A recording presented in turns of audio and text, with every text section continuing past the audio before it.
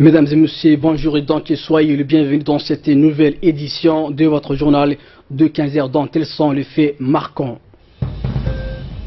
Le chef de l'État a réussi les lauréats du concours coranique. Et au Royaume-Uni, les conservateurs perdent la majorité absolue. C'était le titre et passant au développement de ce journal. Le président de la République et son Excellence Ismaïl Omar Guelleh a procédé hier soir dans le cadre d'une cérémonie tenue à sa résidence privée d'Aramous d'Al Argoul à la distinction de lauréat du concours régional annuel de la lecture du Saint-Coran. Le concours régional annuel de la lecture du Saint-Coran est une initiative du président de la République instituée en 1999 à la foulée de l'élection du président Guelleh à la magistrature suprême. Ces concours interviennent chaque année à Djibouti durant le mois béni du Ramadan. Il a la valeur de cadre d'expression et d'affirmation pour les talents religieux des pays de cette partie du monde. Il concourt aussi à la réalisation d'opportunités visant à éloigner les jeunes de la région du spectre de l'oisiveté et de la délinquance. Il a vocation enfin à servir de rempart à la propagande de ceux qui cherchent à manipuler les jeunes armés pour en définitive les utiliser à des fins criminelles et terroristes. Les trois lauréats distingués cette année sont par ordre de mérite originaires du Kenya, du Somaliland et de la Somalie. Il s'agit de M. Qassim Aouqa, Abdurrahman Aden Mohamed et enfin Abdurrahman Ibrahim Mohamed. Ils reçoivent chacun en guise des récompenses un exemplaire du Saint-Coran et d'autres prix d'encouragement. Outre ces félicitations au nouveau lauréat, le chef de l'État Ismaïl Omar Guelleh a surtout mis à profit cette cérémonie pour lever les amalgames entre les vraies valeurs de notre sainte religion et les discours haineux de ceux qui veulent instaurer les chaos et la haine entre les différentes composantes culturelles et confessionnelles du monde. Le Premier ministre M. Abdelkader Kamel Mohamed ainsi que le ministre des Affaires musulmanes et de la culture et des biens Waf M. Moumen Hassan Baré ont entre autres responsables politiques et djiboutiens pris part à cette cérémonie. Et également dans l'actualité, le ministre du Travail chargé de la réforme de l'administration, M. Hassan Idriss Samrié, participe aux travaux de la 106e session de la conférence internationale du travail de l'Organisation internationale du travail OIT qui se déroule actuellement à Genève en Suisse. Le ministre a été accompagné d'une importante délégation tripartite composée des représentants du gouvernement, en l'occurrence Mme Ikram Awale Farah, directrice du travail, et de M. Yahya Awale Darah, conseiller technique du ministre. Il est également accompagné des représentants des organisations syndicales de travailleurs, en l'occurrence Saïd Younis, secrétaire général de l'UGTD, et M. Mohamed Youssouf Mohamed, président de l'UDT, et du côté du syndicat patronal, M. Jama Aoulet Jama, président de la Fédération des entreprises de Djibouti. Ont également assisté à ces séances plénières de la conférence Mme Khadra Ahmed Hassan, l'ambassadrice de Djibouti en Suisse.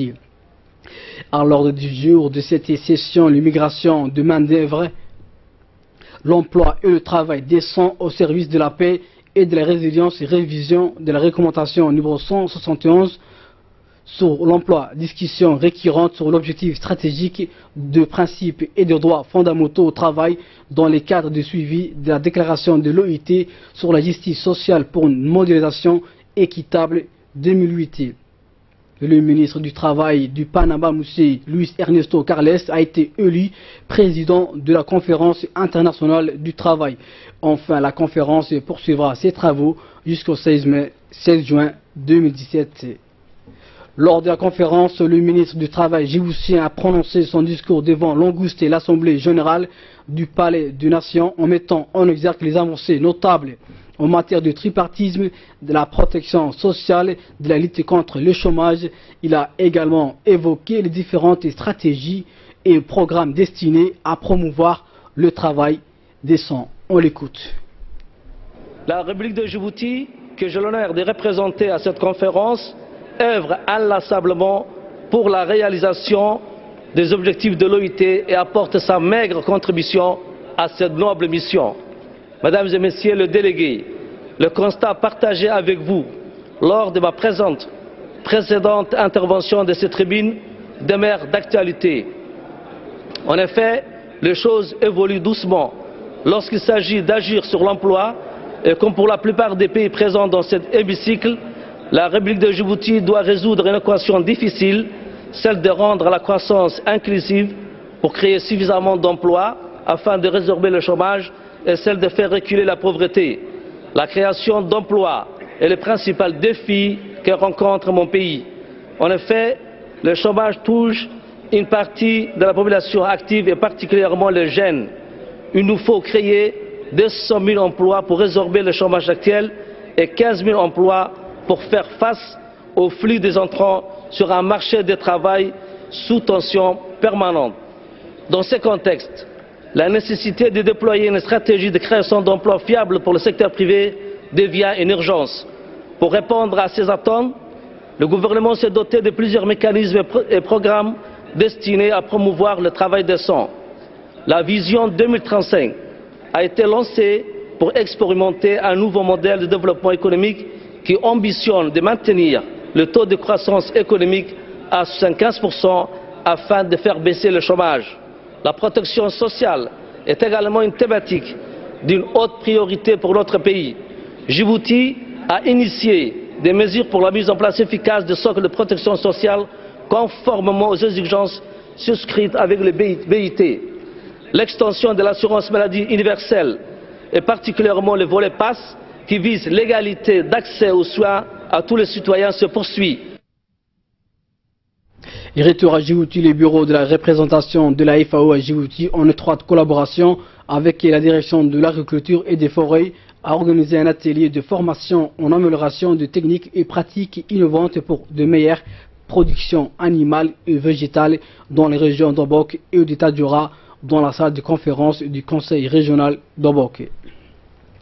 Cette initiative s'inscrit dans le cadre d'un programme projet de sécurisation du système pastoraux financé par l'Union européenne et mis en œuvre par la FAO sous la tutelle du ministère de l'Agriculture, de l'eau, de la pêche, de l'élevage et des ressources halieutiques. Il a comme priorité stratégique la sécurisation du système pastoraux, le renforcement de la résilience des populations pastorales aux difficultés du milieu et particulièrement les populations les plus vulnérables à l'insécurité alimentaire en République de Djibouti.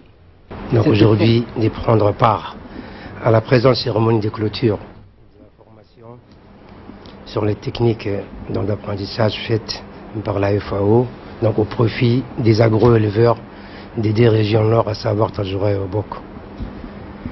Je profite aussi de cette opportunité pour dire que je pense que les participants qui sont là ont bien profité de ces 4 jours de formation.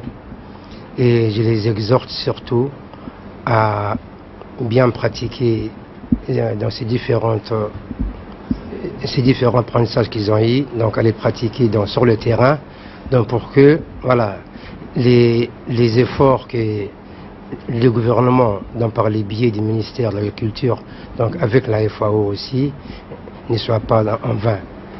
Je n'oublierai pas aussi de saluer ici les efforts faits par la FAO pour appuyer la population djiboutienne en général, pour travailler en partenariat avec notre ministère de l'Agriculture, mais surtout aussi pour les efforts qu'ils apportent aux communautés rurales. C'est très important pour nous, et le conseil régional aussi donc sera prêt, et comme il l'a fait par le passé, en collaboration aussi avec les préfets de Bok, de travailler main dans la main pour que la communauté rurale, donc on puisse bien bénéficier. Et à présent, écoutons la représentante de la FAO, Mme Emmanuelle Gurneblech. Cette formation, comme vous le savez, s'inscrit dans le cadre d'un programme qui s'appelle Projet de sécurisation des systèmes pastoraux, plus connu sous le nom de ICICHER, financé par l'Union européenne et mis en œuvre par la FAO sous la tutelle du ministère de l'Agriculture, de l'eau, de la pêche, de l'élevage et des ressources halieutiques. Il a comme priorité stratégique la sécurisation des systèmes pastoraux, le renforcement de la résilience des populations pastorales aux difficultés du milieu et particulièrement les populations les plus vulnérables à l'insécurité alimentaire et nutritionnelle en République de Djibouti. L'objectif central de cette formation a porté sur l'amélioration des techniques et pratiques innovantes pour de meilleures productions animales et végétales et nutritionnelles. Il a visé à la fois d'encadrer les agroéleveurs des régions nord, que sont Tadjoura et Obok, sur les bonnes pratiques des cultures végétales et animales, l'amélioration de la productivité de l'élevage et la lutte contre les ravageurs, les nuisibles et les maladies, tout en sensibilisant ces agroéleveurs sur l'agrobusiness, qui est, comme vous le savez, un outil pour rendre leur exploitation plus productive, ce qui contribuera à l'augmentation de la production agricole nationale et la mise à la disposition des consommateurs djiboutiens de manière générale des produits d'origine alimentaire de qualité et bon marché. Ceci permettra de promouvoir l'autoconsommation et la transformation des produits agricoles, que sont les produits d'origine végétale et les produits d'origine animale, dans le but de la vente, de manière à améliorer à la fois l'état nutritionnel des familles ainsi que leurs revenus en milieu rural. Et également dans l'actualité, les programmes d'appui à la réduction de la vulnérabilité de la zone des pêches côtières, BRAREF, en collaboration avec le ministère de l'Agriculture, a organisé hier un atelier de partage de rapports, des études de l'enquête sur la situation de référence du programme et sur l'enquête cadre pêche à Djibouti au Palais du Peuple. Cet atelier a pour objectif de sensibiliser le partenaire et le gouvernement et d'autre part de faciliter le rapprochement entre le partenaire de BRAREF et l'amélioration de leur participation dans les processus de mise en œuvre des activités du programme dans lesquels ils sont impliqués. Au cours de cet atelier, une projection a été faite pour la présentation des études réalisées et les principaux résultats sur l'enquête de la situation de référence et sur l'enquête de base pêche à Djibouti. Ce séminaire a regroupé 40 participants, dont des partenaires des institutions du gouvernement, de chercheurs et de payeurs des fonds. À la fin de la cérémonie, la coordinatrice du projet de BRAREF et les responsables présents ont procédé à la remise de rapports aux partenaires concernés. Et dans les cas du projet de mutuelle communautaire, le ministère de la Femme et de la Famille, avec l'appui du FUNIAP, a organisé une séance de sensibilisation pour les petites localités de la région de Tadjoura, à savoir Garilé, Galina, Adali et Boli. Ces projets ont pour objectif d'assurer l'accès aux soins de qualité aux habitants en général et en tout particulier à la mère et l'enfant.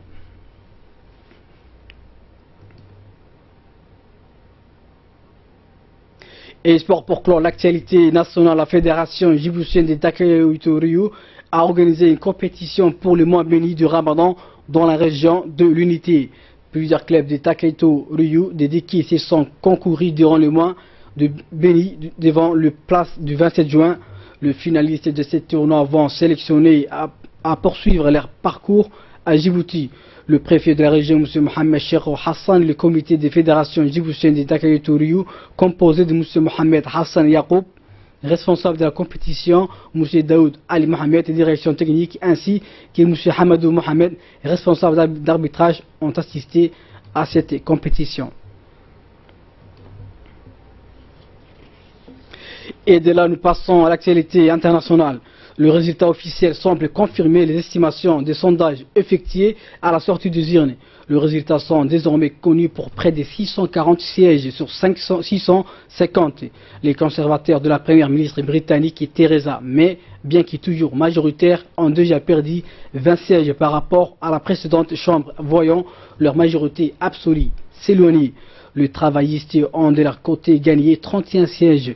Le chef de travaillistes Jérémy Corbyn, largement réélu, a appelé la première ministre Theresa May à démissionner après le perte subie par les conservateurs. Theresa May a également réélu, a affirmé que les conservateurs assureront la stabilité après un mauvais score. Le travailliste et les conservateurs restent toujours les deux grands partis au Royaume-Uni. Ni l'un ni l'autre ne sont écroulés. Ils dominent toujours largement la vie politique britannique. Et voilà donc l'actualité de ces 15h. Merci à vous de l'avoir suivi. Mais restez avec nous dans quelques instants. Le Focus avec Samatar Saïd.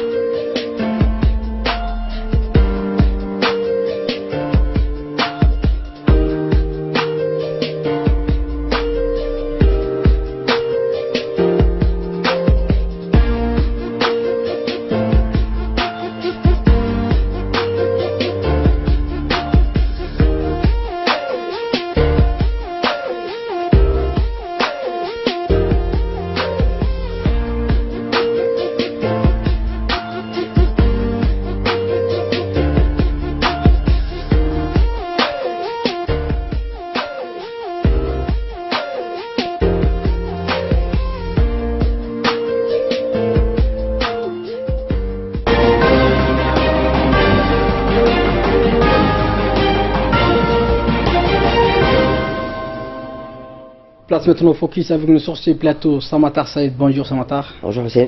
Donc des scropes et sourcils découvertes en France, Samatar. Oui, exactement Hussein. Près d'une dizaine de cercles de 500 mètres de diamètre sont apparus dans un champ situé à Krenzi en Sersens dans la nuit du 1er au 2 juin. Qui est l'auteur dans la nuit du jeudi 1er juin au vendredi 2 juin des crocs cercles de culture NDR appelés également Agropam sont apparus dans un champ du Cher, plus précisément à Crescenzi en Sancerre, apportant France 3 à la brigade républicaine. Une dizaine d'immenses cercles près de 500 mètres de diamètre est visible depuis les airs et ont été formés en couchant les épis du blé. Ces formes impressionnantes sont même visibles depuis la route des Bourges. Certains amateurs ont pu capturer des images. Et pour finir ces focus, ce matin, des scientifiques affirment dans une étude que le pesticide diminue l'intelligence des enfants. On peut dire que les pesticides sont plus dangereux qu'on en pense. Ils rendent les enfants, les adultes moins intelligents, d'après une nouvelle étude scientifique effectuée à la demande du Parlement européen. En plus, les pesticides pourraient être à l'origine des cancers, du diabète et d'autres problèmes de santé. Manger des produits alimentaires avec des niveaux élevés des pesticides est un effet négatif sur le cerveau, ressort sur l'étude scientifique réalisée sur demande à la section STOA, Sciences and Technologies, option ASMO. Au Parlement européen, selon les rapports, les enfants dont les mères avaient des traces métaboliques organotoxiques qui sont à la base de nombreux pesticides pendant la grossesse sont plus susceptibles de souffrir d'un problème de développement intellectuel à l'âge de 2 ans, des problèmes d'attention entre 3 ans et 2005 ans, d'avoir un développement intellectuel plus pauvre à 7 ans. Merci Samatar pour votre analyse et merci à vous de l'avoir suivi et les programmes contenus sur Télé Djibouti.